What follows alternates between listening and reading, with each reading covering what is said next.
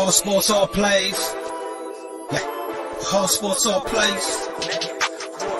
All sports, all plays. 365, we making up plays. You talking the game, get you to the days. We're high in the court, the dime in the lane. Variety topics, living the same. All presentation, sports information. In the airways, taking the nation. All sport, all plays, they working your faces. Grace at the field, so tie the laces. All sports, all plays.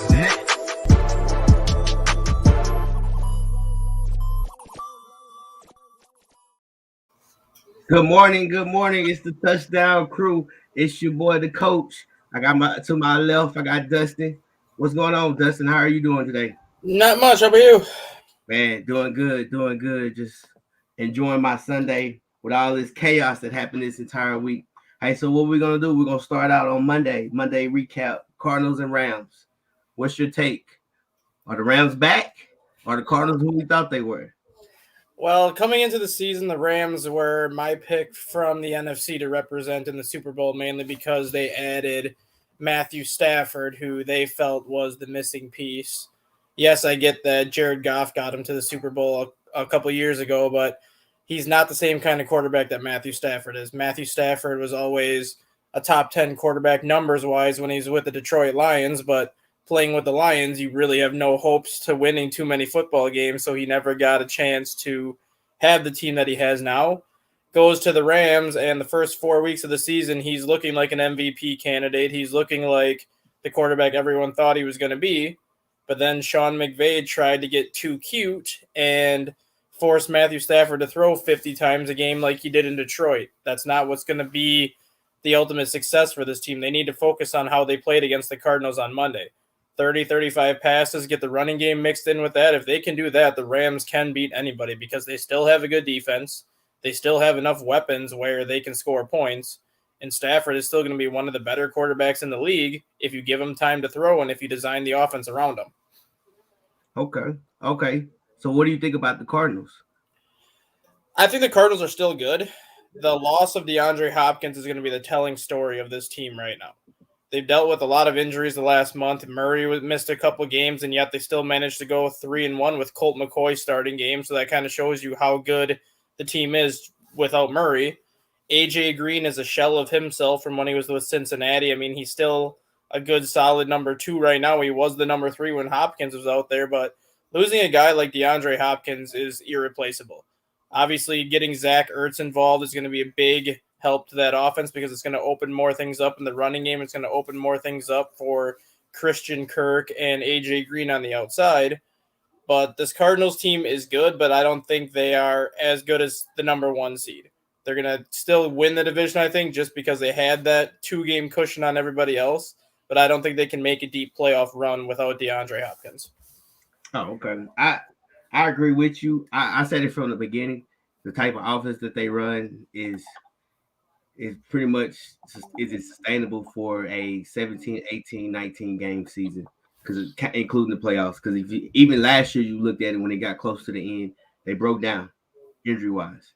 I mean, they did a good job bringing 2 running backs in to run the football to help solidify that, hey, we can run the ball and save our receivers. But D-Hop's been hurt the past 2 years. Like you said, Murray's Mighty Mouse. He's been hurt. And I think one thing that the Rams did, they did a great job, was they said, hey, kind of what Alabama did when they played them in the playoff game. We're going to let you stay in this pocket. You're 5'8". I don't care what people say. They can say he's 6 foot. No, Murray is 5'8". So we're going to see if you could throw over these 6'4", 6'5" guys. And I think that was one of the biggest issues, that he couldn't do it. Like you can't see. Your lanes are open. Your lanes are not there. So that I truly, truly believe, and I agree with you. Rams, they got to run the ball. I don't trust Matthew Stafford. I think Matthew Stafford, he's a good quarterback, but I just don't trust him throwing 40, 50 times. And I think that's what Sean McVay, he got away from what he's known for. And it was, hey, I got this new toy. Let me go 5 wide. Let me throw it around. No, you keep it at a 30, 35 pass count, completion, and then run the ball with whoever you got. Hey, just join us. We got Jesse. Good morning, Jesse. How are you, sir? Morning, sir. How y'all doing? I'm doing good, sir. Doing good. Sorry, I had a little bit of the technical difficulties going on. Hey, tell you, man, it is all good. Hey, we just got started. We were talking about the Monday night recap from the Cardinals and the Rams. What's your take what on game, dude? Man, that's toughie, man. I thought the Cardinals were going to do a lot better, but a lot of injuries, going on with them at the moment. So, just the Rams are such an exciting team. Most people think, Super Bowl bound, this and that. I thought I was going to see a lot more from them. It's interesting to see, this far into the season, the way they're playing. I would feel like I got to hear a little bit of what you were touching on, a little bit more running, a little more balance of an attack. I don't know. That's what I feel. But, to each their own. McVay's doing his thing right now. I think he's trying to sort out all the kinks, figure out everything that can or will go wrong. He's trying to figure out that right now in the regular season and then push through. And hopefully he's ready for playoffs. But, man, so we're playing Monday night. I don't know. Do y'all see them being in the Super Bowl with that type of gameplay? I don't see them in the Super Bowl unless they can avoid Green Bay, because that is the one team that they want to avoid, because you look at what happened to them in the playoffs last year at Green Bay. I understand that Jared Goff had a broken thumb that game and John Wolford was out with a concussion, but Green Bay dominated them in the divisional round last year in the playoffs. A month ago, the Rams had to go to Green Bay again, and I know it was a 38-27 game, but that game was not even close. The Rams had, I think, 14 points in garbage time. If the Rams don't get a top 3 seed, I don't see them going to the Super Bowl, because they're going to have to go into Lambeau Field and win. And that's the one team that Matthew Stafford has struggled with going back to when he was with Detroit. That's the one team that the Rams do not want to see come playoff time. Yeah. Agree, definitely. I mean, all right, moving on. Thursday game, we got the Chiefs. You had the Chiefs and the Chargers. So here's my question. Did the Chiefs win the game, or did the Chargers gave them the game? Both. Dustin is playing. Ooh, tough, man. Tough. Obviously, Brandon Staley handed that game to Kansas City by deciding to punt one time, and that came late in the fourth quarter. You take the points against Kansas City, especially early in the game, because you never know what's going to happen. So he already left 2 field goals off the board by going for it on 4th and goal inside the 5. That's 6 points right there. That would have made it 34-28, and the game would not have gone into overtime. But then Patrick Mahomes short hops a 4th and goal to McCole Hardman in the fourth quarter, where if he catches that, that's a touchdown, and then it's 35-34. So, yes, Brandon Staley did give the game to Kansas City because he wants to be aggressive, and that's the type of coach he wants to be. But you still have to give Patrick Mahomes some credit, because as bad as the season has gone for him this year, he still is not having a terrible season. He just set the bar so high from his first 3 years as a starting quarterback that unless he reaches those numbers again, it's going to be looked at as a bad season for him. He still threw for 410 yards. Kelsey had 190 yards receiving and then decided to take on the entire defense himself in overtime just to get that touchdown. And after with the Patriots loss last night, which I'm sure we'll talk about soon, Kansas City has the number 1 seed in the AFC, and they are the hottest team in the AFC right now, and nobody's talking about them just because of the start they got off this year. Jesse, what do you think? What's your take? Completely agree with it, man. I think Kansas City figured it out, man. They've been turning it on. Their defense was very suspect in the first couple of weeks, and I don't know, man. Last 4 or 5 weeks, though, I'm pretty sure they've blown out every team. I mean, they've been hitting about 40 points to keeping them maybe 10 or 15 points. It's up till this game against the Chargers. They'd really just blown out every single team prior to this week. Fun game to watch, but definitely agree with you. If they kick 1 field goal at the end of the second quarter, that's a win. You don't even have to go into overtime or anything like that. And man, they let the Chiefs back into the game, honestly, by just not taking their field goals. Which, in the NFL, man, points are the hardest thing to come by at any point. And just having, I can understand the aggressiveness that you want. A young quarterback to be able to put himself in that position. I mean, but I would have taken the points. It would have been. I mean, I'm sure the Chiefs would have done things a little differently throughout the game had they kicked a couple of field goals, but still made for a great game. And I honestly feel right now that the Chiefs they're rolling, man. Only a couple of things can really derail them, but honestly, out of the AFC, I'm seeing what I'm liking. I'm liking what I'm seeing from them, especially against the Chargers. I thought it was going to be more a high scoring game. And, I looked in at the fourth quarter and it was 21-21.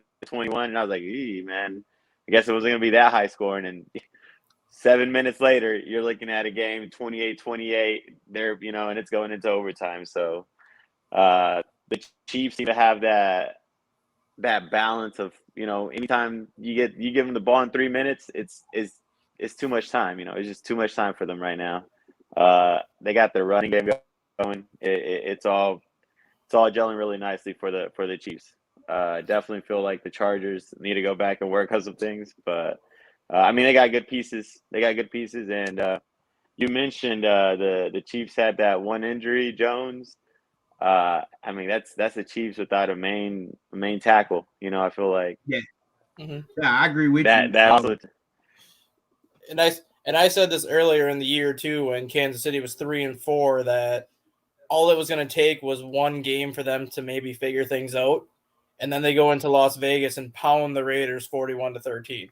And it seemed like after that game, everything seemed to click, because instead of winning by offense, which is what this team has done for the last 4 years, it was the defense that was carrying this team for over a month, where they were scoring 20, 21 points, but giving up 10. But now all of a sudden they flip the switch on offense and they're scoring their 35, 40 points a game and giving up 10. I don't know if they're going to get home field, because I don't know if they win out. And at this point, I don't think it matters, just because they're playing so well. But they were one of the few teams that I think benefited from a late bye week, because it took them so long to figure things out. Then they started to figure things out, got the late bye week, kind of got healthy. But now with the Thursday night game this week, it's basically another short bye week, so they can get healthy again and kind of take a little bit more time just to continue with the role that they're on. Well, right now, the Chiefs is their first in the AFC overall since the Patriots lost. I think one of the reasons he took all those risks, because when you look across that field, I say it all the time, certain people scare you. So when he looked across that field, Pat Mahomes, he scares you. Like, if you look at Tom Brady, he scares you. It's like, oh, I got a minute 30 left. Like, so those are the things too much time they keep. Because you think about, all right, we all watched the game. I was like, all right, Pat Mahomes gonna go score. He had that look. He was comfortable. I think one of the biggest things, I said it from the beginning of the year, I was always with the Chiefs. I said they just did stuff different defensively. Chris Jones playing DN at the beginning of the season. They moved him back to D tackle. They started being more aggressive with start pressing a lot more, because now you got that pressure up the middle with Chris Jones. He's a Pro Bowl player when he's at D tackle. One thing, Pat Mahomes, it was an adjustment for him, because like what we talked about even the last episode, I say this all the time about quarterbacks. Quarterbacks are superheroes. Pat Mahomes can run and chunk it across the field 60, 70 yards. That's something he's done since junior high. Like, I've coached against him. That's all he does. What he's doing now, he's been doing that since junior high. So that's just how he is. And now people can't realize that, so they ran a lot of two safeties high. So his issue was, for Pat Mahomes, checking down, doing a check down. His other issue was receivers not holding on to the football either, because how many of those interceptions would hit Hill or Kelsey right in the hands and go straight up? And then, but that's also, I have to knock it on him also, because it's all about touch too. Because he's an ex-baseball player. He actually could have went to the league professionally playing baseball, but he doesn't have touch. And I think that's one of his biggest adjustments for both. And I'm not giving it just all Pat Mahomes' fault. It's also the receivers, because like I'm a big believer, if the ball touch your body, you got to catch it, no matter where it's at. So I think that's one of the big things. They made adjustments throughout the season. And the Chargers, to me, I've said it over and over again, Chargers are a very, very soft team. They're very, very soft. When someone is physical with them, they can't handle that. And even the Chiefs is not a physical really team, I think they should have stayed with the running game a little bit more, just for the simple fact of the matter. You didn't have Chris Jones in the middle, but you got that shiny car. You got that shiny guy in the backfield, that toy at quarterback. So you know you want him to throw the ball across the field. But they couldn't get out the man coverage. They couldn't get off of it. But like I said, I truly believe in the Chiefs. I think the Chiefs from the beginning, I've been riding with them. I think they're the best team in the AFC because you got Pat. Moving on. Saturday night's game. I don't know. Hey, it was a good game. Unless you're a Patriots fan. The Patriots coach. What is your take? Jesse, you go first. What's your take from the game?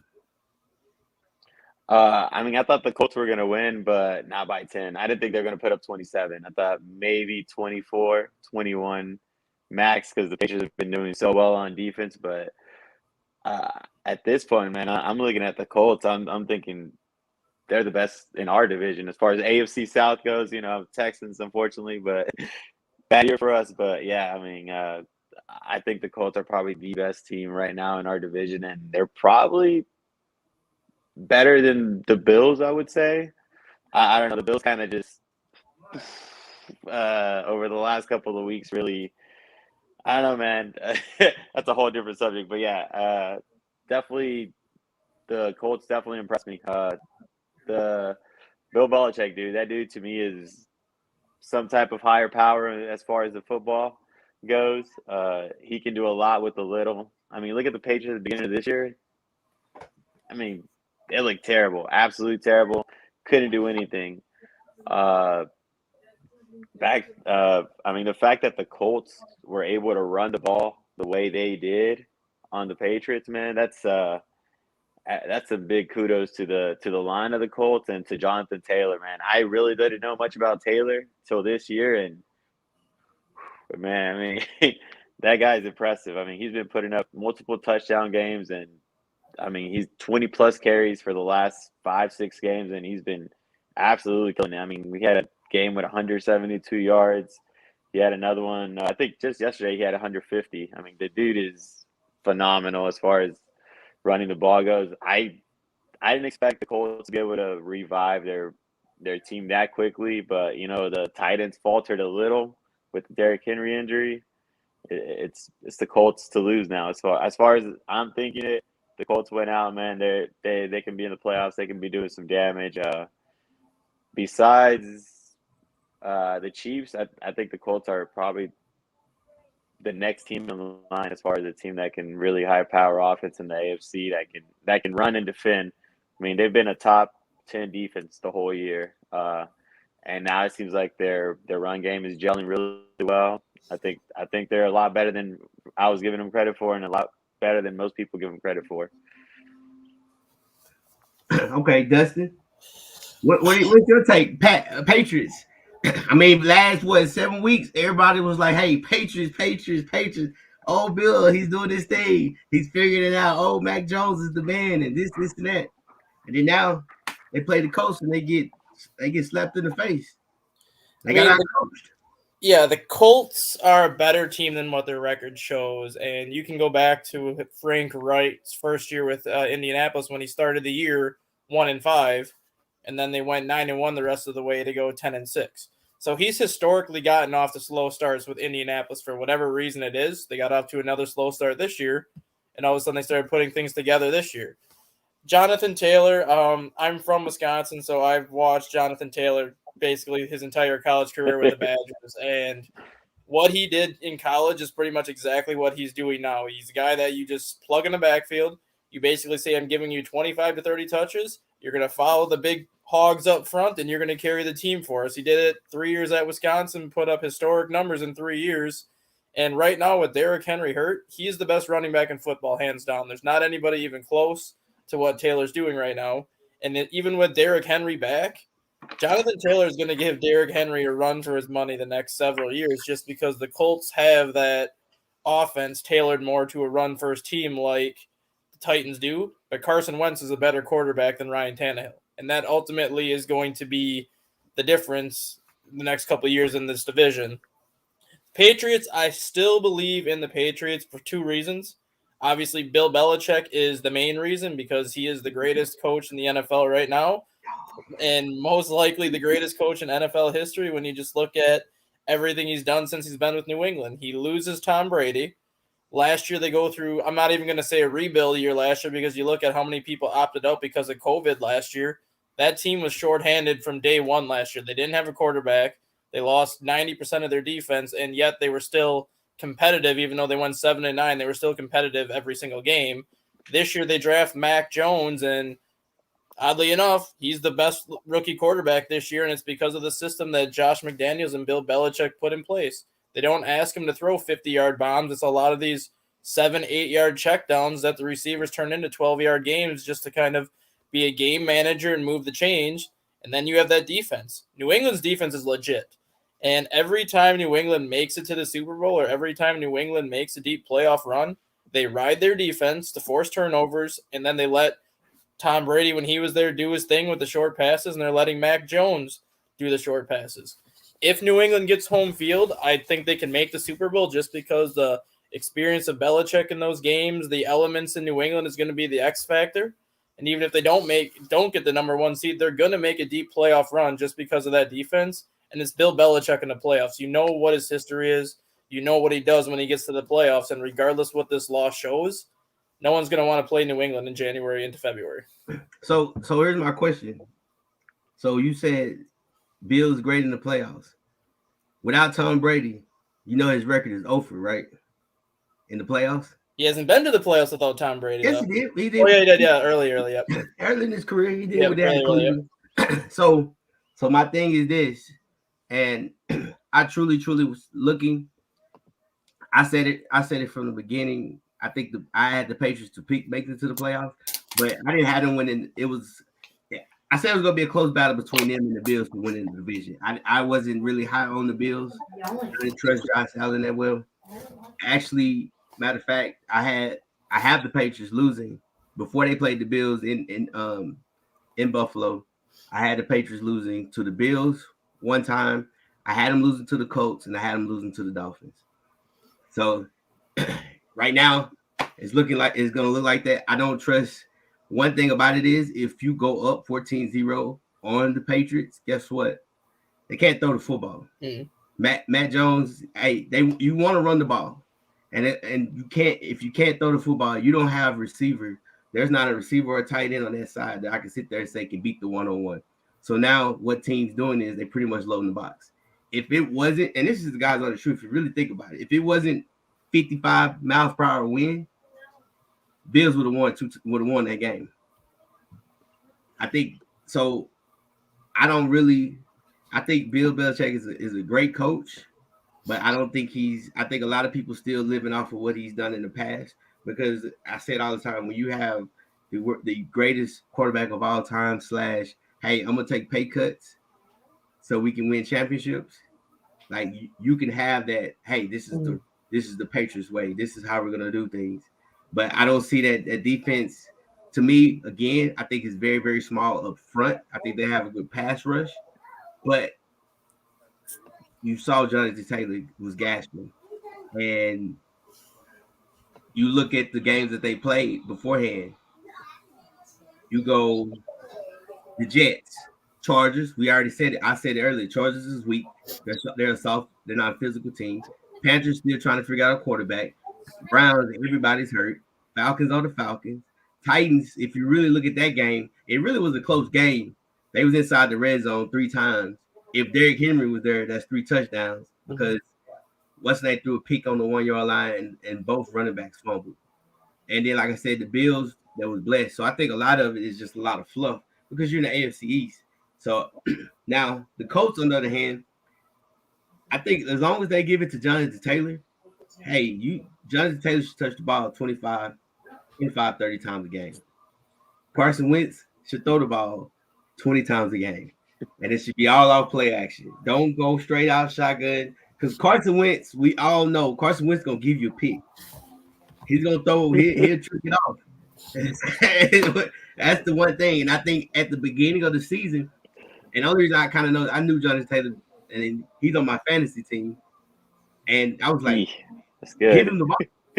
Even when you looked at it when he played against the Bucks, number one rush defense. Jonathan Taylor going into the fourth quarter only had 8 carries for like 20-some yards. And then the last drive, they was like, you know what, man, F it. Let's give it to Jonathan Taylor. He had 8 carries for 76 yards. So it's like, it's one of those things. The guy is good. He just needs his touches. But you could use him because everybody knows that he's the man to where you can run the jet sweep, which they ran last night, or you can run screens and you can run play action off of it. But I just don't trust Carson Wentz when it's all said and done. But as long as Taylor eats and that O-line is big, man. Mm-hmm. So anyway, moving on, we got COVID. I can't say it's back, but because it's always been here. But now it's back in the number one topic of all. So the question is this: should the NFL and teams be worried about COVID? Because we're moving games, as you can see. We got 2 games on Monday, 2 games on Tuesday. I mean, I want to say the Washington football team entire offense is in COVID. Cleveland Browns entire team is in COVID. So, Justin, what's your take on the COVID? Is it a big concern? I don't think it's a big concern, and I don't think, in my opinion, games should have been moved at all. The reason why I say this is NFL teams have a practice squad for a reason. The NFL made the Denver Broncos play without a quarterback last year, despite having 3 quarterbacks with COVID. So why do all these other teams get a free pass because some of these people have COVID?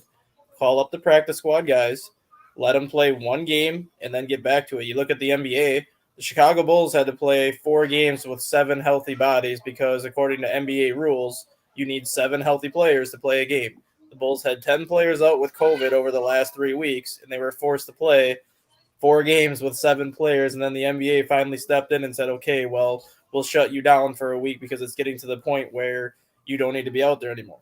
But with the NFL, it's different because you have a 53-man roster plus, I think, a 20 or 25-man practice squad. Obviously, with Cleveland and Washington, I think Cleveland had 17 guys out and Washington had 19 guys out. That's a little bit different, but you can still call up 10 guys from a practice squad because you look at it on a week-to-week basis. How many teams go 53 players deep on a week? Most teams are using 30, maybe 35 players per game just because you're not going 2, 3, 4 players deep per position. I get the NFL wants to be safe with COVID. I get the protocols and everything like that. But if you're vaccinated and you test positive, I don't think you should have to follow the same protocol as an unvaccinated person. You're vaccinated, you tested positive, so be it. If you test negative, you should be allowed to play. You shouldn't have to sit the whole 10 to 14 days and put the NFL in a situation like they're in right now, because if this continues, what's going to happen come week 18? What's going to happen come playoff time? You're not going to be able to move games around. It's going to end up being a forfeit because that's the only choice you're going to have. Yeah. Jesse, what do you think?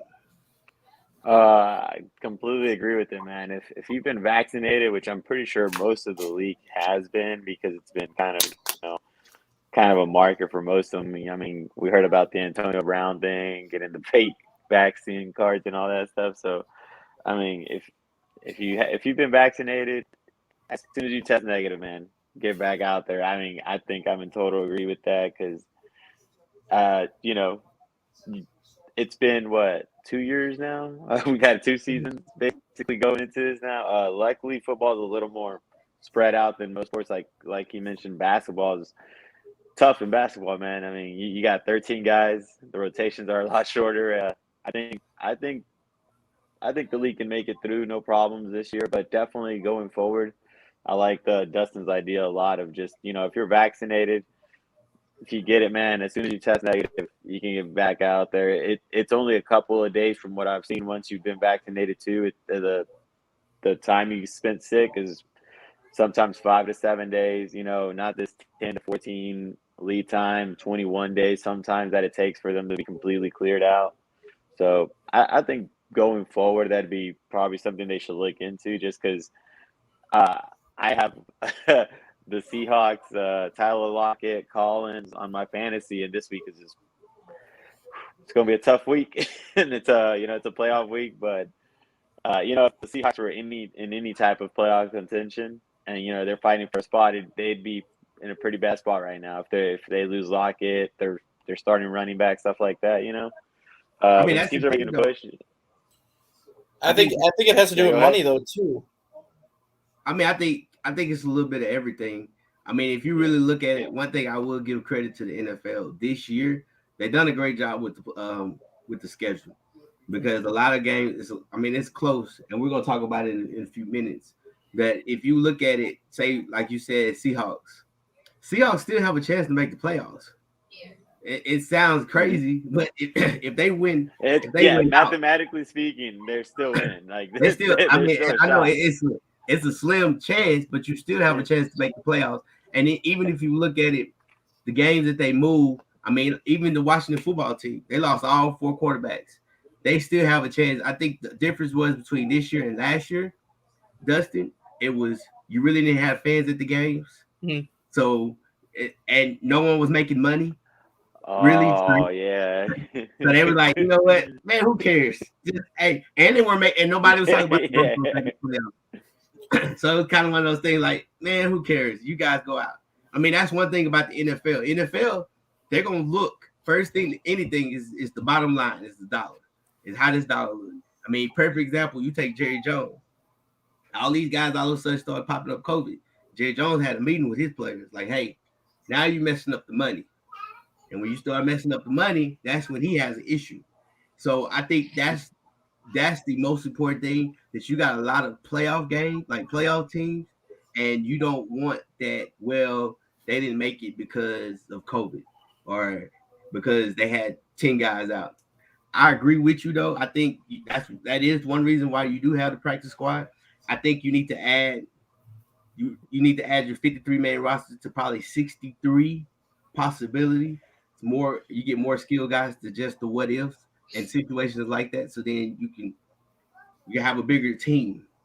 kind of like how they do in college. College the roster is a little bit bigger. I mean, you can even say high school football. But I think that's one of the things they're gonna look at. But at the end of the day, when it's all said and done, NFL is not gonna lose their money. And having those games moved to Tuesday is, people ain't tripping. Because you take Texas, we done had football since Thursday. We had an NFL game, we had the state championship games Thursday, Friday, Saturday. You had the Coast game that night. You got games today, you got games Monday, and you got games Tuesday. And we're gonna take Wednesday off and start back up on Thursday. like that's what so people, that's what they want, and they want to see. I mean, that's why we always said football is king, but being king, they're not gonna waste the dollar. I guess for me, I think the league favors certain teams and certain players more than others when it goes to this. And maybe I'm just salty because I hate the Packers, but that whole Aaron Rodgers situation when he tested positive for COVID, and basically they said he lied about being vaccinated, which he never lied about it. He never flat out said he was vaccinated. He just said he was immunized. But the team knew he wasn't vaccinated. The NFL knew he wasn't vaccinated. Yet the team let him break protocols for as long as he did, up until he tested positive. And all that team got was a slap on the wrist and a $300,000 fine and a loss of a 4th-round draft pick. But if this would have been a different quarterback, not named Aaron Rodgers, like a Carson Wentz, Andy Dalton, a Kirk Cousins, if they would have been breaking protocol and doing exactly what he did, you know that quarterback would have been facing a multiple-game suspension, just because they're not a headlining quarterback. They knew it. I think they would have, because they knew what the protocols were and they weren't following it. I agree with you, but that's in life though. Everybody has favorites. I mean, even as a coach, when I coach kids, like each kid is coached a different way. I mean, I think Jimmy Johnson said it perfect. He was like, "Hey, there's levels to this. Like each level of a player, you take that guy on the 53-man roster, the guy at the bottom of that roster, he's not getting the same privileges as the one as the number one on the roster. Mm-hmm. So, and you got to understand, and you look at anything, ESPN, you look at podcasts, you look at CBS, you look at Fox. Everybody brings up Aaron Rodgers. You don't bring up the Packers. If you say the Packers, you say Aaron Rodgers. I mean, and that's just one of the things about it. and that's your moneymaker. That's who the NFL is, one of the stars. And I agree with you. Only thing you get out of Kirk Cousins is, can he win a game? But I think, that's just kind of, that's just part of life. You got your favorites. Exactly. I just think if the NFL is going to do it, they need to have the same protocol across the board. They need to have the same type of everything across the board, regardless who the player is. Because if they had the same thing in place, I think you would see less players test positive, honestly, because I think more players would follow protocol the way they're supposed to if they knew that everybody had like the same rules put in place. And like you said, obviously certain players have that favoritism, but if the NFL just put in set protocols and everyone followed them the same and treated everybody the same, I don't think you would run into the issue that they're running into right now with all these players testing positive. No, I agree with you. And you can take even the Washington football team. You got Ron Rivera. I think he was battling cancer. I don't know if he's still. No, I think he's in remission now. I think he's in remission. Yeah. And that's and he spoke highly on it. And I guarantee, because of what his status is, everybody on the Washington football team, they mask up. They do all those things for him. But still, they got 8 people. I think it's just I don't know what's the rules if you have COVID, because one thing about it is you can get the shot and still have COVID, but it doesn't bother you. It's kind of like COVID. You're more asymptomatic to it. Yeah, so I don't know. Go ahead, Jesse. Oh no, yeah. Just telling off what you're saying on that. Definitely, people that are asymptomatic. My girl was actually completely asymptomatic to it. She had it. Only reason she found out she had it was because I tested positive. So there's a lot of cases where that's going on, and it's case by case. People that you got your coach, someone that's more liable and that could it could affect more. You got the teams more worried about it, but yeah, that Aaron Rodgers is a great point, Dustin. But he's a prize pony, man. He's one of those. Probably Aaron Rodgers jersey is probably top 5 seller in the NFL as far as NFL items go. I know I have one. So it's just you can't really I guess rain down the law on the superstars. We're seeing. Go ahead. What you gotta realize also, he didn't get fined. Aaron Rodgers didn't get in trouble for. Yeah, no, it was the team itself. The Packers got in trouble for how they handled what he did. Yes, because he took something. I don't know what it is or what it was. He's considered it was COVID free or whatever, but he got in trouble for a Halloween party. His $18,000. It wasn't even nothing to do with football. They fined the football NFL team because I guess the Packers must have said that he took a shot, which he did. It wasn't the ones that we took or people took. It was his own concoction that he made. A little cocktail, yeah. His Joe Rogan cocktail. Yeah. The horse tranquilizer. Where was it? Yep. So I think that's where people kind of get confused about the whole thing, because they were like, "Why you only got fined $18,000?" I said because that was a Halloween party that he went to. Once they realized, hey, you're not COVID. Hey, you didn't take a shot. Yeah, you're not. You're violating safety protocols at that time, and yeah. But what's 18,000 to Aaron Rodgers, right? One quarter of football, maybe. Nah, he got he found it in between the couches pillows. Oh, here it is. Yeah. Quarterbacks. Which quarterback you trust to make the playoffs in the AFC? And here I have a list for you. Here's in the AFC. I put the Ravens on there just because they're in this rated quarterback right now, and they're like one game back from the Bangles, pretty much. So if they lose, it could flip. So I have the Ravens. I have 5. I have Wentz. They're in the Colts, which is in 5th right now. I have 6. I have the Chargers at Herbert. 7th, you got Josh Allen. 8th, you got Baker. 9, you got Burrow. 10, you got Teddy. And then if you want to go all the way down, you got 11, you got Big Ben, who has a chance. You got 12, Carr, the Raiders. And then you got 13, Tua, which is 6 and 7. So it's one of those things. So which, for 4 spots, technically 4 spots, who do you see quarterback-wise that could take it to bring their team to the playoffs? And what teams you say that don't even have a chance? Dustin? Lamar Jackson, I'm trusting just because they're the best team in the AFC North. And even with his ankle injury right now? Even with his ankle injury, they're still the best team in the AFC North because they can run the football consistently and they can control the clock by basically running the football where you don't need him to run the ball as much as he's accustomed to. They might not win the division, but I still trust them to at least get one of the top 7 spots just because of everybody else behind them. They are the best team out of, I think, that group just because they got off to such a hot start before their injuries started to happen. And we know what Lamar Jackson can do when he's healthy. It's just a matter of can they take the next 3-4 weeks, get him as healthy as possible, and get him ready for the postseason. I like Justin Herbert a lot, and I think the numbers that he's put up the first 2 years shows you the type of quarterback he is. I trust him to get to the playoffs. I don't necessarily trust Brandon Staley based off of what he did on Thursday night and refusing to take the points, and I think ultimately he might cost them a playoff berth if it comes down to a tiebreaker situation because of that game. Speaking of that, they play the Texans, they play the Broncos, they play the Raiders. Yeah, the Broncos game is always a toss-up just because of the defense. And I think that game is at Denver also.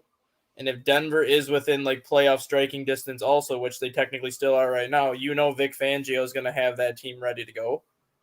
And I don't know, I'm going to trust Vic Fangio, I think, more than Brandon Staley just because that game on Thursday, I was talking because my son is a Chiefs fan and we were watching that game and he was saying the same thing. He never understood why the Chargers were not taking the points. Even if it is against Patrick Mahomes, you cannot leave points on the board. And when you're going for first place in the division and now all of a sudden you just put yourself 2 games back, not only did you pretty much ruin your division chances, but you might have ruined a playoff spot if tiebreakers get in the way because of that game. Okay. Carson Wentz, I don't trust him, but given the way the AFC looks right now, I'm going to trust him just because I think, like Jesse said earlier, they are the best team in the AFC South right now just because Derrick Henry's not with Tennessee and because Tennessee built such a large lead the first 8 weeks in the season. It's going to take a catastrophic meltdown for them not to win that division. So I think the Colts will sneak in, whether it's the 6 or the 7 seed. I think they get in. And then as bad as the Bills have looked the last few weeks, I still trust Josh Allen. Josh Allen, to me, is still a top 3 quarterback in the AFC. It's just for some reason it has not clicked at the level this year like it did last year. And I think those will be like the 4 teams fighting it out for the final 4 playoff spots. Baker Mayfield, I don't trust at all. He's just a more physically gifted version of Johnny Manziel, and that's really not saying much because Johnny Manziel was a complete crapshoot and a complete bust. So Baker Mayfield is pretty much doing exactly what Manziel did, he's just more gifted. Teddy Bridgewater, he's a good quarterback in my opinion. He's not great. I just think Denver doesn't have enough weapons to get over the rest of the teams in front of him. Ben Roethlisberger, obviously he's playing like a 40-year-old quarterback who said this is his last year because he's really fallen off very hard off of a cliff the last month of the season and has kind of taken that team with him. So there's really not too many teams that I can think of. The only one that is a toss-up is Cincinnati with Joe Burrow. It's not necessarily Joe Burrow because we know how good Joe Burrow has been this year and how good of a quarterback he is. It's more can Zach Taylor and that team win a game when their backs are against the wall and when they have the pressure. Like if it comes down to week 18 and they need a win to get in ahead of the Chargers or they need a win to get in ahead of Buffalo, can they get that big win to get them in, or is it going to be a classic case of a young coach, a young quarterback, and a young team not being able to get over that hump? Yeah. Jesse, who you think? I need to say the names again, or you got it? Yeah. Let me look at the list real quick again. You just naming them off. I have the Ravens. I'm sorry. I have the Ravens. Then that which is they're winning the division. I have the Colts at 5. You have the Chargers at 6. You have the Bills at 7. You have the Browns at 8. You have the Cincinnati Bengals at 9. Broncos at 10. And then that's when you go to the 6-6, 6-7, where you got the Steelers. Yeah. We're not. I'm not really looking at the Steelers anymore, man. Unfortunately, I think that's it for Big Ben. The fact though that they're questioning Tomlin, it kind of pisses me off, man. just like people are saying that they're asking for Tomlin's head. Like that's not even a question, man. That dude's been 500 plus for so long, such a consistent factor with the Steelers. But yeah, man, I think the Steelers are done. The Denver Broncos, Bridgewater, it's a good game manager, I guess. That's what we call them, right? Like, I'm not gonna put it on him to win me a couple games or anything like that, though. Joe Burrow, I love what I see from Joe Burrow, man. I saw him at LSU. Dude lit it up. I mean, I've been a LSU fan for a couple of years now. I've been watching them, and I mean, for a team that is solely run first, what he did for LSU when they won that chip, the national championship, I mean, it was beautiful to see. He was, 400 passing yards, unheard of for an LSU quarterback, man. And he's doing it again with the Bengals, but man, the protection there is sometimes it can get a little scarce. And as far as that goes, I think the Bengals. I don't think it's like Dustin said. I don't think it's going to be up to Burrow. I think it's going to be more about the rest of the team being able to put him in a winning position. If you can put Joe Burrow in a winning position, I think the Bengals are a good team, but not as good as Baltimore. Unfortunately, Lamar Jackson is an absolute monster when he's healthy. Even on a hurt ankle, man, he's still better than I would say 85% of the league. I mean, him hobbled is probably, I think, better than 85% of the league of the starting quarterbacks that we have. I mean, people that are gifted in that sense, yeah, they can change a whole game. They can.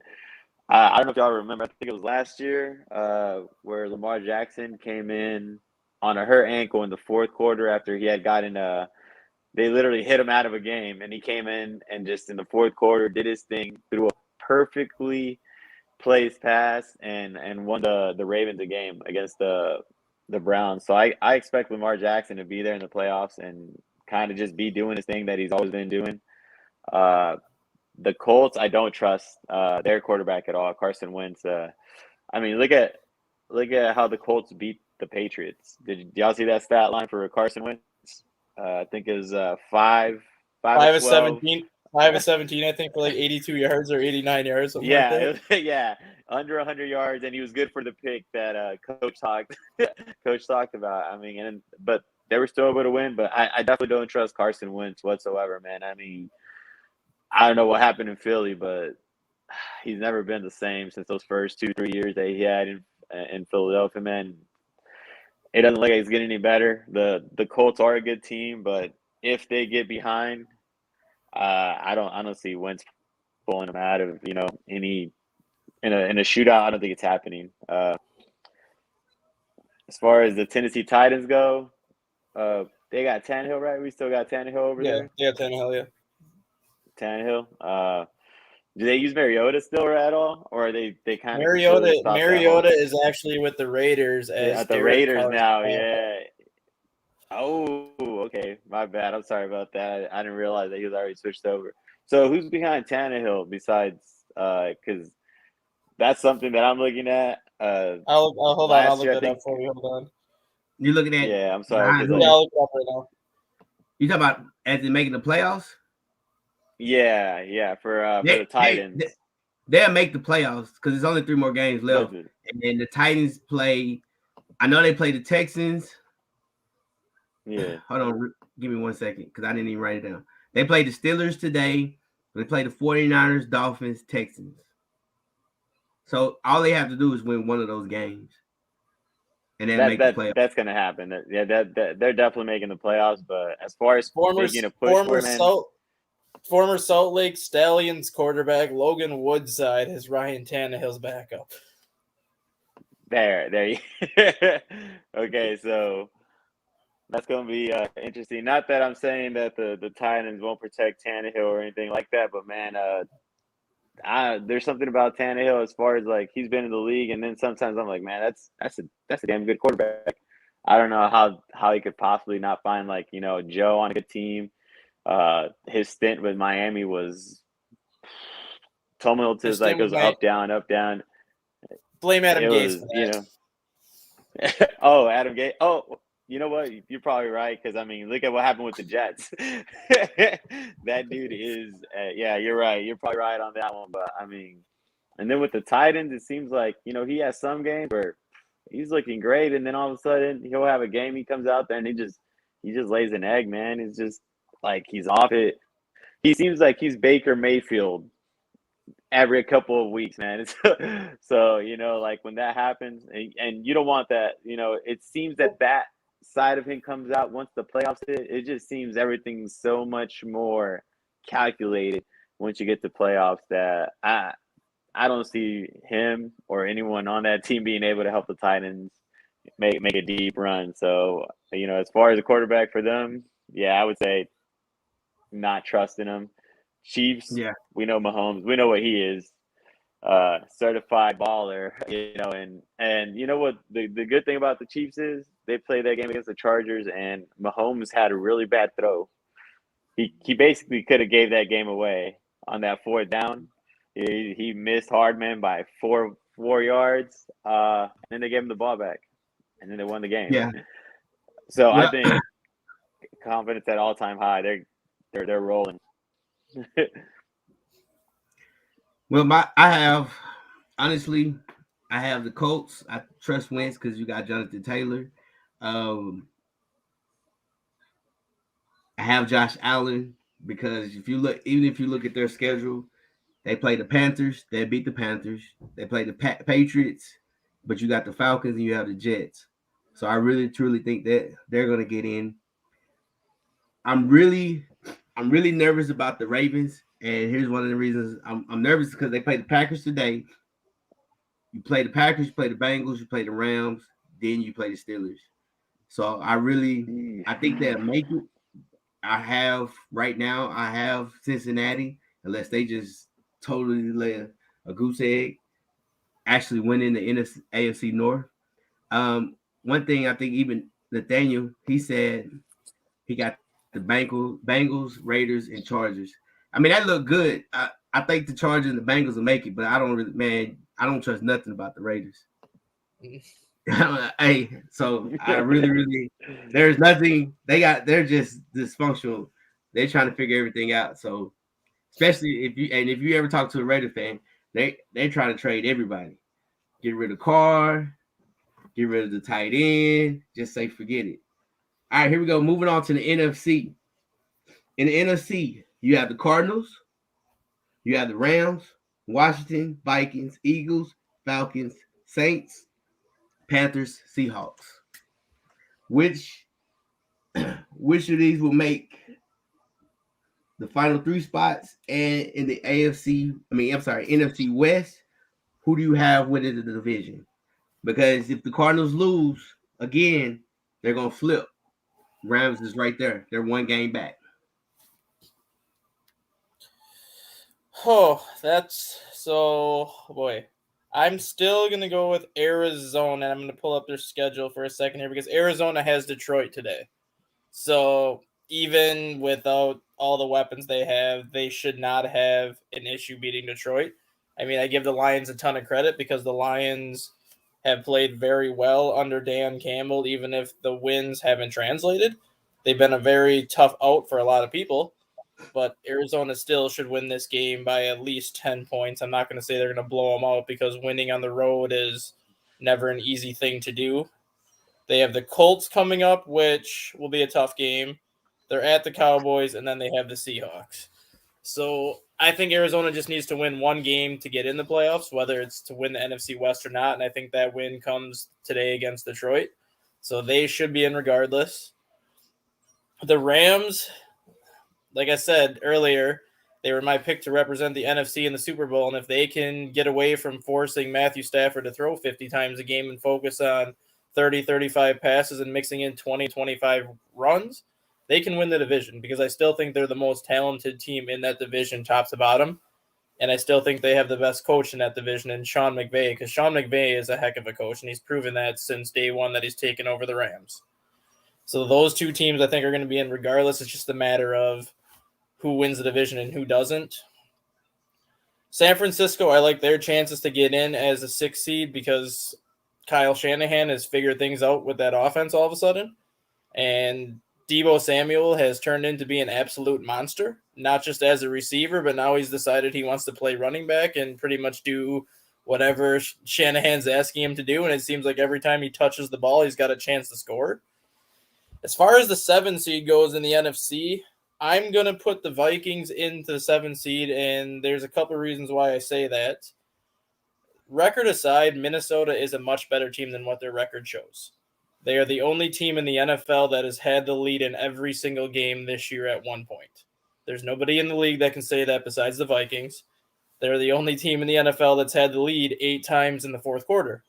They've only won 3 of those games, but none of those losses you can put on Kirk Cousins. Kirk Cousins is having a phenomenal year. He was playing like an MVP probably the first 10 games of the season. His last couple of weeks, he's kind of fallen off a little bit. Yeah. But they have 2 games against the Bears, which they should beat the Bears twice. They have 1 game against Green Bay, which they already beat Green Bay, and we already know that Mike Zimmer always plays Green Bay tough. And then they get the Rams at home next week. If Minnesota can go 2-2, that would put them at 8-9. And if they can go 3-1, that puts them at 9-8, and they should get that 7 seed because I don't think Washington or Philadelphia, who are the other 2 teams that are right there with Minnesota, have enough to hold off the Vikings. To me, it's going to be that week 16 game against the Rams, or if Minnesota can steal that game from the Rams, I see the Vikings getting in as the 7 seed, and even if they don't, I still think they can get in at 8-9 because once you take into account for all the tiebreakers, I think Minnesota would have most of the tiebreakers over the rest of those teams if they can sweep the Bears. Okay. Jesse, who you got? I agree with Minnesota probably being like the best team as far as the record goes, man. Like just the players, they're healthier. They got, I mean, we talk about all these running backs. I forgot, we forget about Dalvin Cook, man. That dude is an absolute monster too for them. And they got Jefferson, they got great pieces. Kirk Cousins, no slouch. I definitely see them making it into the playoffs one way or another. And the Rams was a good pick for the Super Bowl. But it's gonna get tough, man. It's gonna get tough closing in on them. The Arizona Cardinals, I feel like they will end up giving up the spot to the Rams just because the Rams are in a better position, man. They got more depth right now, and I don't know. I'm pretty sure the Cardinals are missing Hopkins at the moment, right? They got Hopkins out. They got a couple other guys missing off their defense for the year now. So I just feel like the Rams, man, they're just set up better. They'll probably end up sliding into Arizona's spot. I feel, but I mean, the NFL is going to do what the NFL does and surprise everyone week to week. So, but as far as who else gets in, I would definitely say the 49ers. I don't see Washington football team being much of a threat, man. I just don't see their offense being put enough points up. San Francisco, once they started tapping into Deebo Samuel and they got another receiver, Ayuk, something like that. Brandon Ayuk, yeah. Yeah, that dude, he's been really stepping up for them over the past couple of weeks, and I mean that helps.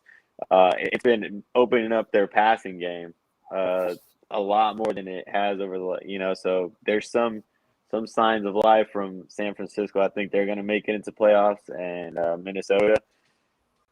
Man, as far as Carolina, New Orleans, I think the Falcons, their record is actually better than what the team they are. I don't see much out of Atlanta that, right now. I feel like if New Orleans can figure it out, they could be pushing in. They should be pushing in over the rest of the teams. They have more pieces on both sides of the ball and that can get them there. But, I mean, they can't figure out their quarterback Do you trust the quarterback, though? at all. I don't. you trust the quarterback, I Jesse? know, man. That's the issue, man.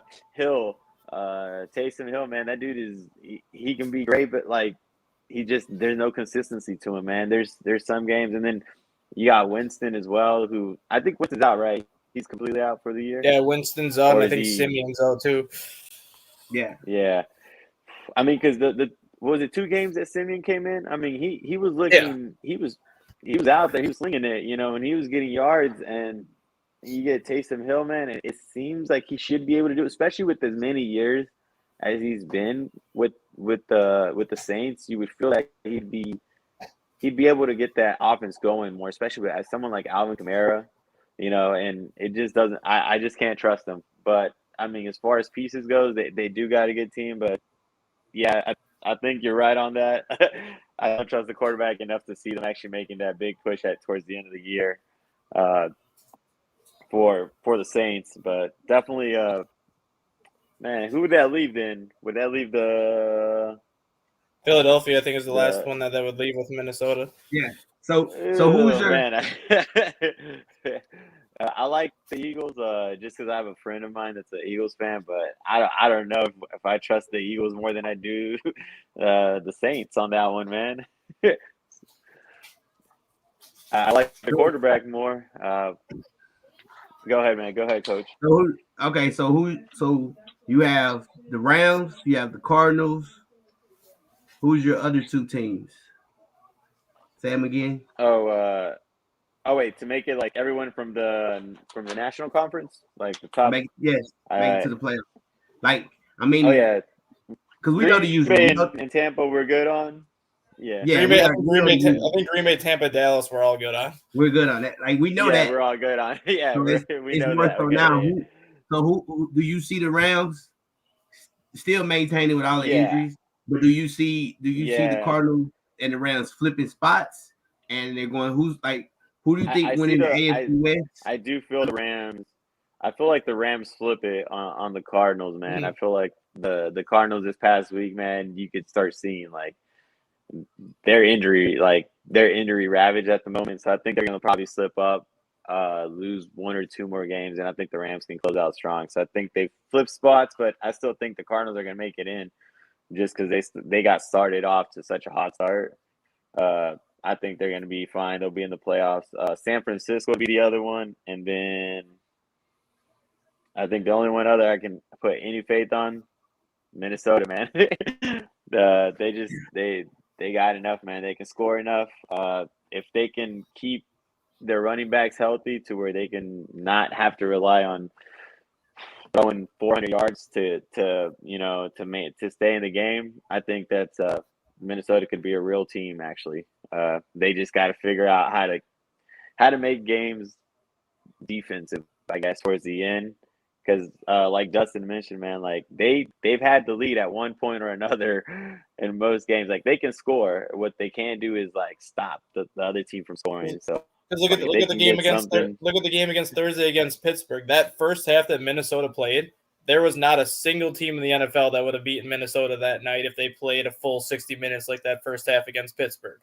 All of a sudden, the second half comes and Ben Roethlisberger looks like an MVP, and all of a sudden, 26-0 halftime lead turns into a 38-28 win or something like that because they let Pittsburgh come all the way down the field multiple times. Yeah. Well, I agree. I have the Rams winning the division. I have the Cardinals playing in the wild card. That's pretty much what I had all year. Because, like I said, I just don't trust. I don't trust the offense just to sustain what they do. I have Washington football team making the playoffs again. One thing about it, they figure it out. They always come in. They play hard. They play defense, and they run the football. And I have the 49ers. It's for the first time you probably say, hey, you got 3 teams from one division that's going to make the playoffs. I truly, truly believe that I don't trust the Vikings because Vikings one week will beat the Packers and the next week lose to the Lions. So it's like, I mean, it's just one of those things. Like, I don't trust it. And I know one thing about 49ers, they're great at dealing with injuries and COVID because every year they have more players hurt than anybody I've known, and they still figure out a way to run the ball like you said, you got putting Debo at running back, receiver, you put them all over the place. So those are my. Do you have San Francisco as the 6 or Washington as the 6? Oh, I'm going to ask you a question when you tell us the answer. Do I have San Francisco at 6? Yeah, do you have San Francisco or Washington at 6? Hold on, give me 1 second. Let me see Washington's schedule real quick. I had because they're 6 and 7. Because of Washington and Tampa Bay, that's the reason why. Because they would play each other. Because Tampa Bay would have the 3 seed, given that the Rams beat Tampa Bay. So if the Rams overtake the Cardinals and Tampa Bay loses one more time, Washington and Tampa, or if Buccaneers stay at the 2 and Washington gets the 7, Tampa Bay and Washington would match up again, and we know how tough Washington has played Tampa. Yeah, they always play. Wow. Tampa. But I will say this though. With Tampa, everything relies on one person. That's Antonio. It depends on how Antonio comes back. If Antonio comes back, then now Antonio, I've said it all the time, he is the guy that they need. Like if you ask me Antonio Brown or Mike Evans, I take Antonio Brown. Because one thing about Antonio Brown is he can beat the one-on-one matchup. Mm-hmm. Mike Evans can't. Like even tonight, when you watch them play the Saints, tonight's game, Mike Evans is nowhere to be found because Mike Evans is a vertical slant guy. That's what he runs. And he never shows up in this game because they have good corners. They're going to man them, and then they're going to bring everybody. They're going to play defense. So Antonio Brown was the matchup in the playoffs. Because even if you go look at the playoff games, who scored the most touchdowns? Antonio Brown did. Antonio and Gronk. Super Bowl game, Antonio scored. Gronk scored. So I think that's the sleeper. If he's back without his other injuries and fake COVID cards and all that, and Bruce Arians don't cut him, he's the secret sauce to make them go. So me being a Tampa Bay fan, I'm not even worried about playing Washington. Because another thing is, guess what? We're not playing in Washington. We're playing in Tampa. We're gonna be in Tampa. And it ain't gonna be 40 degrees. It's gonna be sunny, and we're gonna be all right. To answer your question, but those are my picks. I believe in Washington. I like what they do. One thing about it is the only issue is I have for Washington right now, and they moved the game, is the quarterback. I don't even know who they got at quarterback right now because of COVID. Because they're all the quarterbacks. Yeah. All 1 through 3 is out, so I don't know since they moved the game to. Well, Heineke's out no matter what they said. He must not be vaccinated. Yeah, Heineke's out no matter what. I'll check the depth chart quick. Yeah, right now, not even the Eagles know who they're facing. I think Kyle Allen is cleared to go against Philadelphia. Kyle Allen. Oh. Yeah, Kyle Allen, who's the number 2, I think he's cleared to go on Tuesday, but Heineke is out, I believe, for sure. Okay, well, I'm riding with him. All right, so because of time, we're going to skip our last 2 topics. We'll bring those topics up for next week.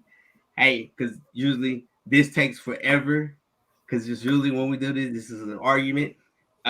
Games, we're picking games. We got a lot more games because we got games today, Sunday. We have games 2 games Monday. 2 games Tuesday, 1 game Thursday. We have 2 games that's Saturday. Usually in these situations, I'm undefeated. I've been kicking everybody's butt. They get on here. Usually what happens when we have new guys, they come, one of you picks is like terrible. I don't know.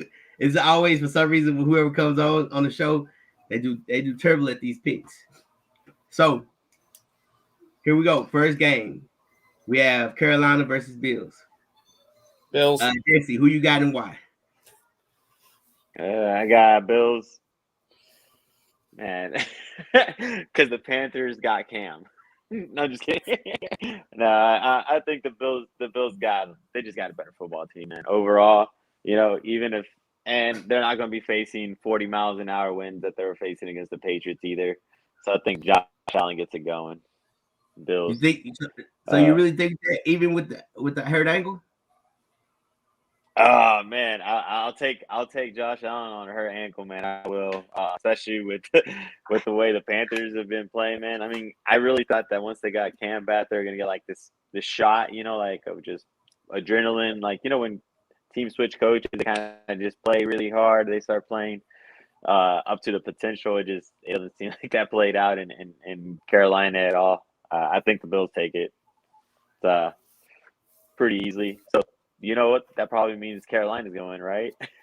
Hey, might be. Dustin, who you got? I'm going the Bills just because the Panthers don't have McCaffrey. Buffalo can pretty much not have to worry about McCaffrey, and they can just blitz all day on Cam Newton if they want to blitz on Cam Newton. And if that's the case, Carolina has no shot to even get anything going in the passing game. Yeah, I'm with you. I'm going to go Bills. You fired your offensive coordinator because he don't want to run the ball 25, 35 times. You ran the ball 30 sometimes and you still lost. You lost to the Falcons. So you can't run the ball, but that's what you want to play off of. So of course I'm gonna ride with the Bills. I think Bills is the next two games is statement games, especially the next week when they play the Patriots again. That's gonna be a good one. All right, here we go. Next game, Cardinals Lions. I go first. I'm going with the Cardinals. I don't trust the Lions. Lions play hard. They play good, but I don't think they can't finish. Yeah, I'm going Cardinals. Same thing that you said. I think the Lions will keep it close for 3 quarters, but like you said, they can't seem to finish except against Minnesota. But once the fourth quarter comes, they can't finish, and I think injuries or not, the Cardinals should be able to win by 10. Jesse? Man, I wanna say this is gonna be one of those games where it happens just because of I think the Cardinals are pretty injury ridden, but man, I gotta go with Cardinals. Jesse, you can't be scared. Don't overthink this. Look, I mean, it is. Listen, this would be honestly, this is the type of game that I would want to pick the Lions just because the Cardinals are probably thinking the same thing we are. There ain't no way in hell. Like, they'll stay close, but we know who the better team is. Even if the Lions do win, we know who the better team is. But so are you picking the Lions? Put me down for the Lions. Put me down for the Lions. I will pick the Lions. I will pick the Lions. Look at you. Hey, you go ahead, sir. We at least know. One's gonna be different. It's gonna be a lot more different. Trust me, it's gonna be a lot more. Everybody probably have 4 to 5 games that's different. I'm assuming. Here we go. We got Jets versus Dolphins. Jesse, you go first. Who do you have, Jets or the Dolphins? Oof. Is that in Miami? No, it is. Yes, it is in Miami.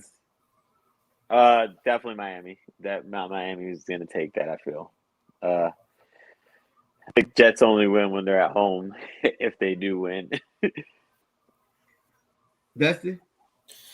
I'll take the Dolphins, too. It's kind of a carbon copy of Brian Flores' first year with Miami, where he started 0-7, and all of a sudden they finished 7-9. And this year, too, they got off to, a 1-6 or a 1-7 start, and now they're 6-7.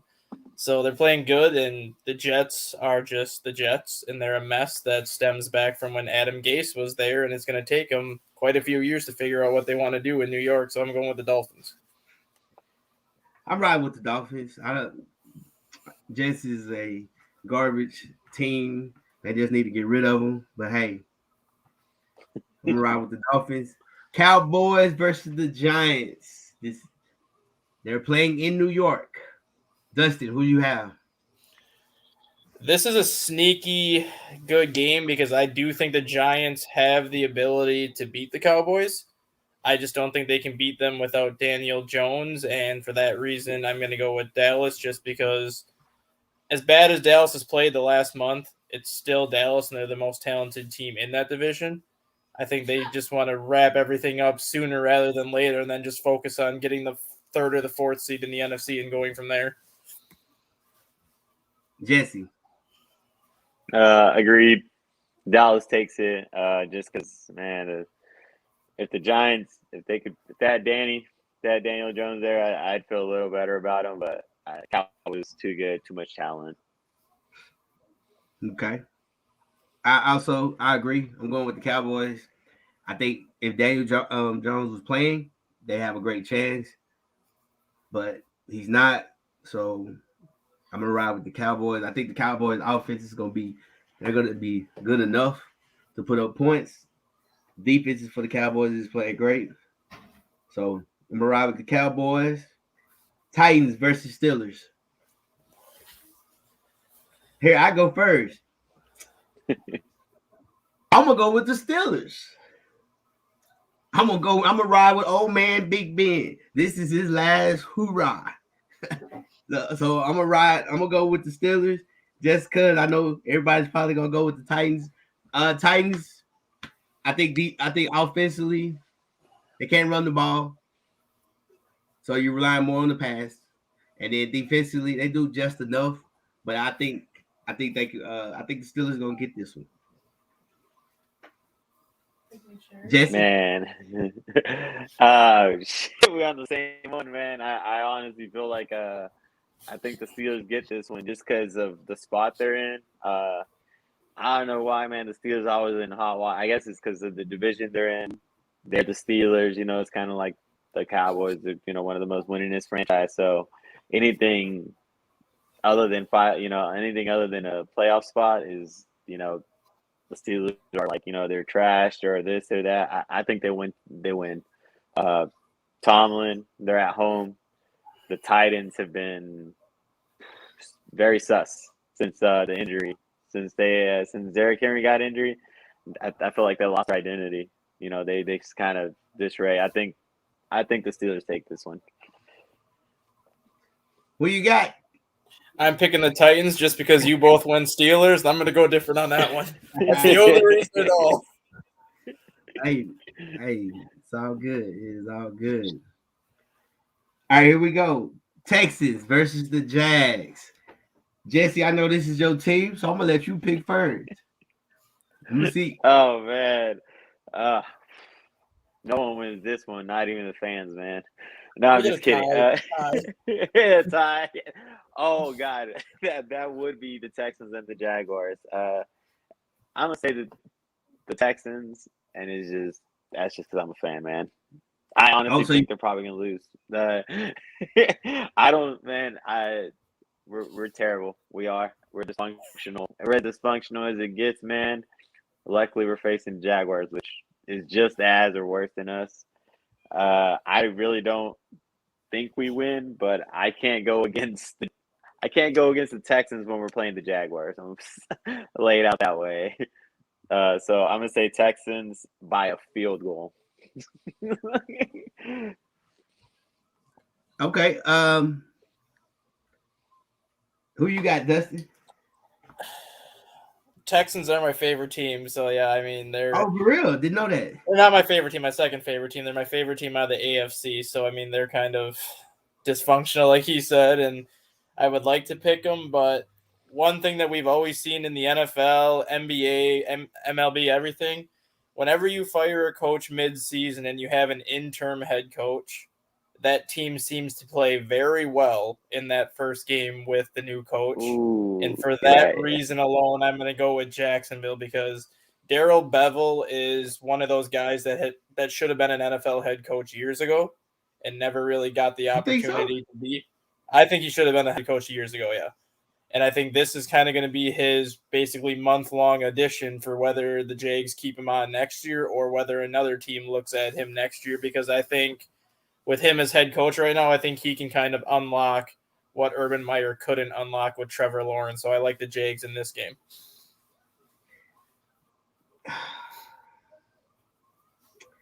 I'm going Texas. Here's why I'm going Texas. Aaron Meyer is gone, but Aaron Myers didn't call the offensive play. He didn't call the defensive play. I think it's just more like the respect that I think they have for Bevel compared to Meyer, because you could tell, what was that, like week 4 when he had that first issue where he was already under fire 4 games into the season for going to that club or to the bar or whatever, and then that whole thing blew up. Like, the team hasn't had respect for him since like day one. I think it's going to be more of a respect factor for Darrell Bevell. I think they'll kind of trust him a lot more than they trust Meyer. No, I agree. I mean, I agree with you on that. But I think the game plan was still the same.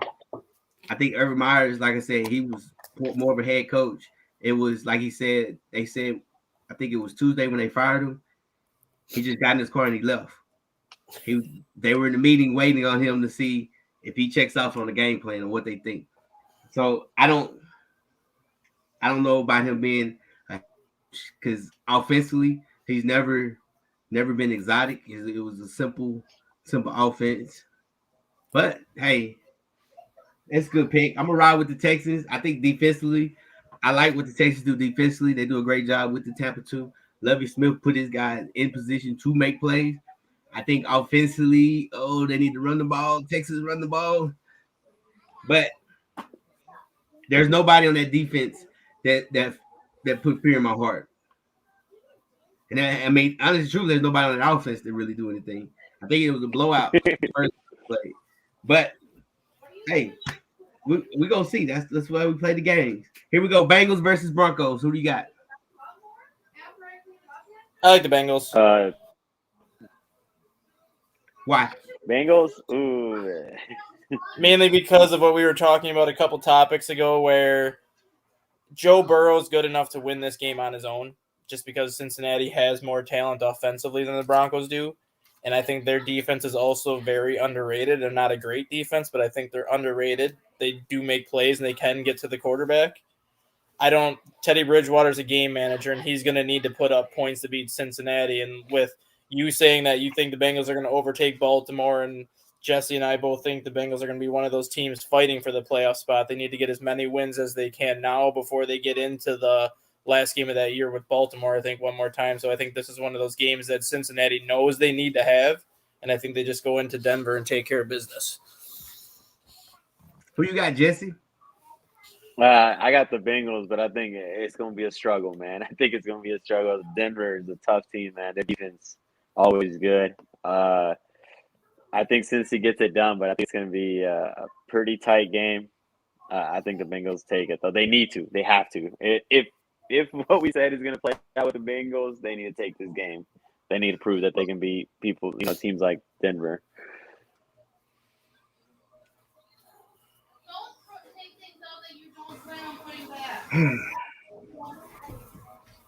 I got the Broncos. Here's why. Only reason I think the Bengals is gonna take the Ravens, because I think the Ravens have a tougher stretch going down the wire in the playoffs. Like I don't pick. Matter of fact, I'm just gonna tell you now. I have the Packers beating the Ravens, because I think Lamar Jackson, if he can't run the ball, if he can't run, they're in trouble. And that's an ankle injury. I don't know how severe it is. He hasn't practiced all week. But if he can't run around, that means he can't throw the football. He can't do anything, because we already know he's not a guy that drops back and throw the ball 40 times. But I have the Broncos, because one thing about it is I think they are a physical team. They're playing in Denver, and they're gonna run it. And like you said, he's gonna check down. That's what we call Teddy check down. He gonna check it down. He ain't gonna give you. He's not gonna give you nothing special. He's not gonna take it deep. And I truly believe defensively, this is what the Broncos are built for. It's kind of similar to them playing the Cowboys. They're going to man press you, and they're going to say, hey, let's see how physical you are. Can you make plays then? And then you got to also understand one advantage that the Broncos have. They drafted Surtain. Guess what? He went against what's his name 2 years in a row. Twice. The receiver. I can't think his name. Lamar Chase. Yeah, Lamar Chase. So he has some familiarity going against him, because that's what they ran in college, man. So I'm gonna ride with the Broncos. I told you we're gonna have different games. Yeah. Falcons 49ers. Oh man, that's awesome. Yeah, Falcons 49ers. I'm gonna go 49ers. Man, the Falcons, they are what they are. See you next year. Figure it out. Jesse, who you got? Same here, man. Same here. Like I said, I think even a 6-7 record on the Falcons it's very misleading. I think they're worse than that. But man, they can put up points in different array of manners. They got Pitts, they got Cordell Patterson, but it's not enough, man. The 49ers are a better team. They're just built better defense. It'll take care of business. So I got 49ers on that one. Dustin, who you got? I give Arthur Smith a lot of credit for the job he's done with Atlanta this year. He's a first-year head coach, and yes, Jesse said they're not as good as what their record shows, but they still won 6 games in Arthur Smith's first year, so I got to give him some credit for just doing the job he's done there, especially when you look at how pathetically bad Atlanta was the last 2 years on both sides of the ball. But San Francisco's just playing very well right now. They've got a great defense. Their offense has really started to turn the corner with Kittle coming back and Deebo Samuel kind of taking on a Percy Harvin type role when Percy Harvin was with the Vikings, basically doing everything you want him to do and lining up in different sides. San Francisco should win by 14 to 17 points. I think it'll be closer than that, but I still think they pretty much dominate the game and take it. Okay. Packers, Ravens. I said it earlier. I picked the Packers. Jesse? I think Jesse froze. Dustin, who you got? Lamar Jackson, healthy or not, I'm taking Green Bay, and it actually has nothing to do with Lamar Jackson. It has to do with the Baltimore Ravens not having a secondary. And without a secondary, Aaron Rodgers is going to pick them apart and probably have 4 or 5 touchdowns just because who's going to guard Devontae Adams? Nobody. Who's going to guard Lazard or Marcus Valdes-Scantling? Probably nobody, which is exactly why the Ravens went for 2 at the end of the game against Pittsburgh because they didn't have anybody left in the secondary. Who you got, buddy? Yeah, Packers, I got Ravens. the Packers, man. I got to go Packers. It's Aaron Rodgers, man. And like you said, Lamar Jackson, if he is in the game, I mean, he hasn't been practicing all week. The Ravens will be there come playoff time, but I think they lose this one. Okay. Saints versus Bucks. TB12 all the way. Let's go. Saints give the Bucks problems, and Of Tom course. Brady has struggled against the Saints, but this is not the same Saints team that had Drew Brees, and this is not the same Saints team that had Jameis Winston earlier in the year when they were actually playing well. Tampa Bay should win rather easily. I don't even think that they should have any worries on this one. It's gonna be a good game. I honestly truly go. Look, it ain't gonna be a blowout. I'd be very, very surprised. Like I said it from the beginning. AB is the defining factor. It's the tight end is Gronk and that third receiver. Godwin's gonna have a decent game, but it's that third receiver who can beat the one-on-one matchup. Jesse, who you got? I'm going with the GOAT, man. I have to. Tom Brady himself, man. He's my fantasy quarterback, man. It better be a blowout. Nah, it's not. No, I think it won't. The Saints always, man. The Saints are such their organization, man. Like even in rebuild years, they're always good. They're always dangerous. They can always do, they can always have those games where they remind everyone that they're the Saints. Yes. Raiders versus Browns. I have the Raiders. I don't know who's playing at quarterback because at receiver because everybody has COVID. So I don't know who's coming back. So I'm going to ride with the Raiders. I'm going with the Raiders just because both Baker Mayfield and Case Keenum have COVID, so I don't know who the Browns quarterback is going to be at this point. If they even have a third option at this point, I don't know. Who you got, Jess? Man, I really want to go Raiders too. But Go ahead. Well, I'm thinking about the Browns, man. I like their run game. I know that Nick Chubb hasn't been doing what he usually does, but that 1-2 punch, man, at the beginning of the year, it was pretty good. It was a legit 1-2 punch. Don't be scared. We don't know. Yeah, right. We don't. Don't overthink it. Don't overthink it. All right, man. Just to play devil's advocate, I'm gonna go with the Browns. I feel like this is one of those games where everything's a toss up because we don't know who's playing, what's going on. I'm gonna say the Browns are, in true Browns fashion, will win this type of game with an erroneous play against the Raiders. Okay. Vikings versus Bears. They are playing in Chicago. This is Monday night.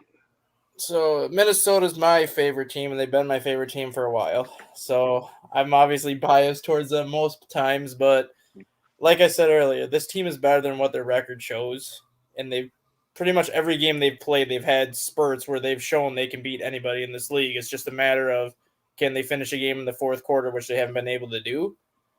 They have not played well at Chicago the last 10 years. I think they're 4-6 in Chicago the last 10 years, but they've won 2 of the last 3. The Bears are a dumpster fire. They have no idea what they're doing as an organization, because if they did, Matt Nagy would not still be here. And for that reason alone, I'm going to give Minnesota the win. I think it's going to be a 20-17 type of game with like a late game field goal, just because elements in Chicago and in December on a Monday night are not going to be too kind to anybody. But Kirk Cousins is a Michigan man. He's from Michigan. It's not going to affect him playing in cold weather football. And Justin Jefferson, he'll be the X factor in this one, just because the Bears usually do very good at stopping Dalvin Cook, but they're not going to have anybody that I think that can contain Justin Jefferson. Okay. I picked the Vikings. Mike's not on the show. Usually Mike is on the show. He talks a lot about the Bears. He is a Bear Chicago homer, and he wants Bears.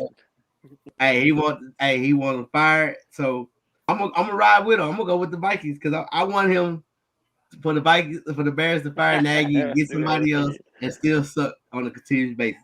So I'm riding with the Vikings as well.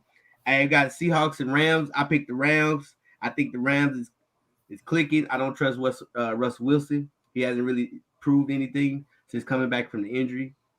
So I think he's ready for his vacation with these last 3 games. Who you got, Jesse? Seahawks and Rams. Jesse, who do you have for the Bears and Vikings first, and she didn't give that pick? Oh, yeah.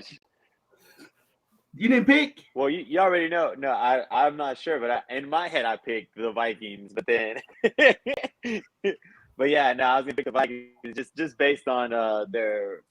I mean, if you look at the schedule, man, the Bears, they have 2 wins over the last 5 games, and you go look and see who they beat, and it's like, ugh. So I think the Vikings win that one. There's not I just don't even think the Bears are as good as 4-9, but.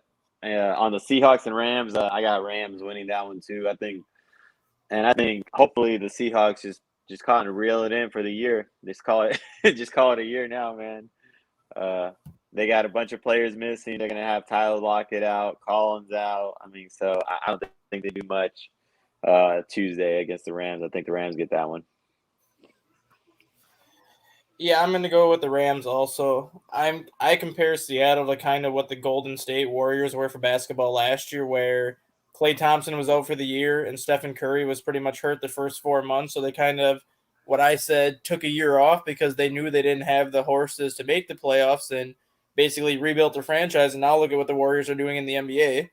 I think Seattle's pretty much in the same boat where Wilson's missed 4 or 5 games this year, and when that happened, Seattle pretty much knew, like, well, there goes our chance of that playoffs of the division. I think they kind of take the rest of the year off and refocus on revamping that organization next year, and who knows what happens. Maybe they have a couple of good draft picks and a couple big free agent signings to get them back to the Seahawks that Pete Carroll's been so accustomed to having his last 11 years. So I'm going with the Rams in this one. Okay. Football team versus the Eagles. That is Tuesday night. Oh, the Eagles, just because I don't know the Redskins quarterback situation outside of Kyle Allen starting. I think Jalen Hurts is a little bit better than Kyle Allen just because of the. Is he starting? Is he back? Jalen Hurts, I believe Jalen Hurts is starting, yeah. Okay. And just because of his legs alone, I think that can help him. And I don't know. Philadelphia has surprised me a lot this year. I did not think they would be as good as they have been. And it's a toss-up game, but just given the COVID situation with Washington, I got to go Philly because I think they just have more healthy bodies at this point. Jesse? Man, it's I kind of want to go Washington just based off since they're both going to be kind of like, you know, in this situation where there's a bunch of players missing and whatnot. Even though Philadelphia should win if they have Hurts, but I mean, to the testament to what you were saying about the Washington football team, man, they do things very well that any football team that wins games does, which is defense and run the ball hard. I'm gonna go with the Washington football team on this one, man. I'm gonna go with the Washington football team. I am going with the Washington football team. One time I picked the Eagles. I was like, all right, Eagles have a great chance to catch the Cowboys in the division. They were playing the Giants, and Hurts threw 2 picks inside the red zone. So I lost all respect. I don't trust the Eagles. I don't ride with them. Hey, so right there, I was like, you know what? Forget them. Hey, so I'm going to ride. I'm going with the football team. Here we go. We're almost done. We got 3 more games. We got the 49ers versus Titans. I'm going with the 49ers. I like them defensively and offensively compared to the Titans right now. That's next Thursday, right? This is Thursday. This is coming Thursday. Okay, so if the Titans had Derrick Henry, I would pick the Titans, but I'm going to go San Francisco without Derrick Henry just because I think the 49ers can do a better job of controlling the clock, and if that's the case, they're going to make Ryan Tannehill beat them, and I don't think he can. Jesse? I'm going San Fran as well, man. I just feel like no Derrick Henry means it's going to be it's a better 49ers team over the last 5 weeks than it's been a Titans team, than a better Titans team. So I think the 49ers take it. Man, they got a tough one today too, right? Yeah. Browns Packers. I picked the Packers. That's who I'm riding with. I don't trust the Browns. Never did. Oh, God, I can't stand the Packers, but I'm picking them because the game's at Lambeau, and Packers can wrap up the NFC North, I guess, in week 16 and then coast the final 2 weeks of the season unless they have to play for home field. But, yeah, I mean, I kind of want to see Baker Mayfield play because I would like to see him go into Lambeau Field and completely be like a deer in the headlights because I think that's exactly what's going to happen if Mayfield goes to Lambeau Field. Okay. Jesse, did you pick? On the Browns and Packers, I'm taking Aaron Rodgers. Yeah, not the Packers. I'm taking Aaron Rodgers. You said the Packers too, right? Yeah, I picked the Packers, yeah. Okay, I'm just making sure. It's the Packers, man. It's prime time. It's Christmas Day. Aaron Rodgers is going to be delivering all the gifts. Nice game. Saturday night. Christmas Day. Colts versus Cardinals. It's in Arizona. I'm going to ride with the Colts. One thing about it is, hey, running game travels well. And if you look at the Cardinals, they're not good at stopping the run. They're athletic, but they're very, very small without having old Watts in the middle. So I got the Colts. Jesse, who you got? Man, I got the Colts too, man. I've been saying it, I think, throughout the show. I think the Cardinals are starting to get a lot of those injuries in. And, man, the Jonathan Taylor, man. Was it from Wisconsin? Dude can run, man. He's averaging, I'm pretty sure he's averaging over 5 yards a carry. And he's got well over 250 carries now, which to me is just ridiculous. It doesn't seem like he's slowing down. It seems like he's only getting better. I think the Colts go in there and they show the whole world how good they are and exactly where the Cardinals are. I think the Colts win it. It might be close, but I think Colts win. Dustin, who you got? I'm picking the Colts for a different reason, and this is the one reason why I think Arizona might want to get a lower playoff seed as opposed to the top seed. It's because Arizona is only the second team in NFL history to start the season 7-0 away from home and win all 7 of those games by 10 plus points. They're 3-3 at home. They're 7-0 on the road. So because of their home struggles and because the Colts have a good running game, I think Arizona continues to struggle at home. And for whatever reason, if they beat Detroit today, they could become the first team in NFL history to go 8-0 on the road during the regular season and win all 8 of those games by 10 points. So if they have to go on the road in the playoffs, it's not going to faze them. Okay. Well, that's it, fellas. Hey, week 15 is in the books. I want to thank Dustin for coming on. I want to thank Jesse for coming on. Any last words, Dustin? Nope, just want to wish everybody a happy holidays next week. Hope everyone enjoys time with the families for Christmas, and hopefully we can get through the whole COVID issues that everyone's been dealing with across the league and just kind of get into the playoffs as healthy as possible and have a good playoff run. Yes, sir. Jesse. Nothing, man. I appreciate you having me, man. I love talking sports. I love it, man. So definitely a great way to wake up Sunday morning, man, just before the games come on. Appreciate it a lot. Anyone watching, man, make sure you put in your players for fantasy, man. It's that time. It's playoff fantasy time right now. So Yes, sir. Yes, sir. Hey, thank you guys for having. Hey, again, from the Touchdown Crew, we want to wish everybody a Merry Christmas. Have a good Christmas break. I enjoy the games today, tomorrow, Tuesday, and Thursday. Hey, we out. All sports, all plays. All sports, all plays. All sports, all plays. 365, we making a plays. You talking the game, get you through the days. We're high in the court, the dime in the lane. Variety, topics, living the same. All presentation, sports information. In the airways, taking the nation. All sport, all plays, they working your faces. Grace at the field, so tie the laces. All sports, all plays.